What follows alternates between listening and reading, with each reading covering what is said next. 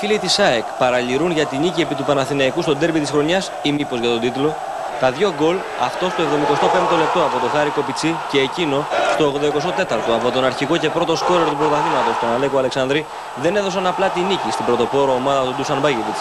Την έκαναν το ακλόνητο φαβορί για το πρωτάθλημα. 13 ολόκληρες αγωνιστικές πριν τη λήξη του. Δεν επιτρέπεται να νομίζει κάποιος ότι πρωτάθλημα, και αν είμαστε 9 βαθμούς μπροστά από το Παναθηναϊκό και άλλες ομάδες, ότι έχει τελειώσει. Μετά τη σημερινή νίκη, τέλος το πρωτάθλημα? Όχι ακόμα, δεν τελείωσε τίποτα. Απλά κάνουμε μια επίδειξη ισχύως και δύναμης που δεν έχουμε να φοβηθούμε κανένα. Και αυτό το αποδείξαμε σήμερα. Στέλιο, πιστεύεις ότι η σημερινή νίκη δίνει στην ΑΕΚ το πρωτάθλημα? Όχι, έχουμε πολύ δρόμο ακόμη. Βέβαια, κάναμε ένα μεγάλο άλμα. Δίκαιη η σημερινή νίκη της ΑΕΚ? Εσείς θα το κρίνετε.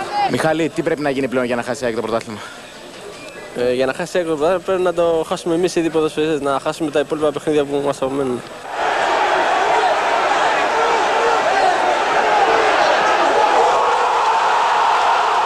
Είναι το 75ο λεπτό. Ένα παιδί που δεν παίζει συχνά στην εντεγάδα, αλλά που δίκαια θεωρείται ο εφιάλτης του Παναθηναϊκού σε καθοριστικά παιχνίδια σκοράρει. Με ένα θαυμάσιο αριστερό σουτ. Είναι η αρχή του θριάμβου για την Ένωση. 2 γκολ στο πρωτάθλημα και τα 2 εναντίον του Παναθηναϊκού. Έχω 3-3, δεν έχω χάσει με Παναθηναϊκό. Έχεις 3-3, αυτό σημαίνει κάτι για σένα, είναι τυχαίο, τι μπορεί να σημαίνει? Δεν ξέρω. Είμαι τυχερός πολύ. Δεν είναι μόνο ο Κοπιτσής, αλλά σήμερα ο Κοπιτσής ήταν, αύριο θα είναι άλλος. Πιστεύω σε κάτι παίξει, αυτό θέλω να πω. 6 λεπτά πριν τη λήξη, η ΑΕΚ έχει κερδίσει ένα φάουλ. Ο Μητρόπουλος προετοιμάζει το δεύτερο γκολ της ομάδας του και ο Αλέκος Αλεξανδρής το σημειώνει. Ο σκόρερ τραυματίζεται πανηγυρίζοντας, αλλά εμπρός στη νίκη και το φλερτ με τον τρίτο συνεχόμενο τίτλο, τι είναι ο πόνος? Αλέκο, πώς ακριβώς τραυματίστηκες? Πήγα να πανηγυρίσω και μου μπλόκαρε το πόδι, βρήκε κάτω εκεί που είναι λάσπη το γήπεδο. Η συνάντηση ήταν δυνατή και γρήγορη.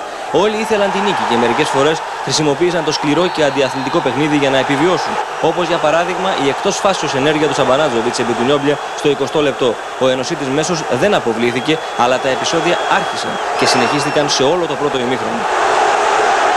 Ο κύριος Ζαχαριάδης εκτέθηκε όχι μόνο στη φάση του 20ου λεπτού, αλλά και σε 3 περιπτώσεις όπου οι γηπεδούχοι ζήτησαν δικαιολογημένα πέναλτι. Στο 29 ο Γεωργιάδης έπεσε πάνω στο Μανολά, αλλά ο Θεσσαλονικίας ρέφερι θέλησε φαίνεται να τιμωρήσει το διεθνή άσο για την κοροϊδία της προηγούμενης Κυριακής στο διαιτητή Μπάζα και στη συνάντηση με τη Λάριση.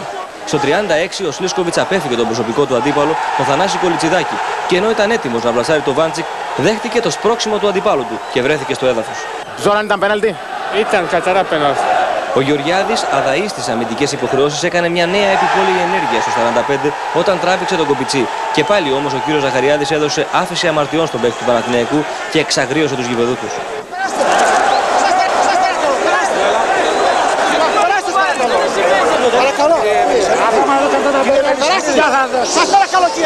Πέναλτι ζήτησαν οι γηπεδούχοι και στο 87 όταν ανετράφει ο Σλίσκοβιτς μέσα στην περιοχή, μόνο που το σκορ τότε ήταν 2-0 και τα πανηγύρια επισκίαζαν κάθε διαμαρτυρία.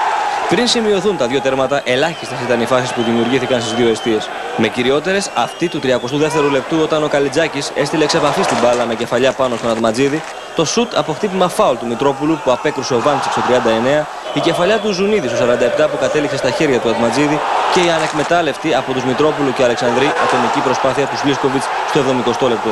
Στράτο, πόσο δύσκολα τα πράγματα? Γιορτάζοντας τα 70 χρόνια από την ίδρυσή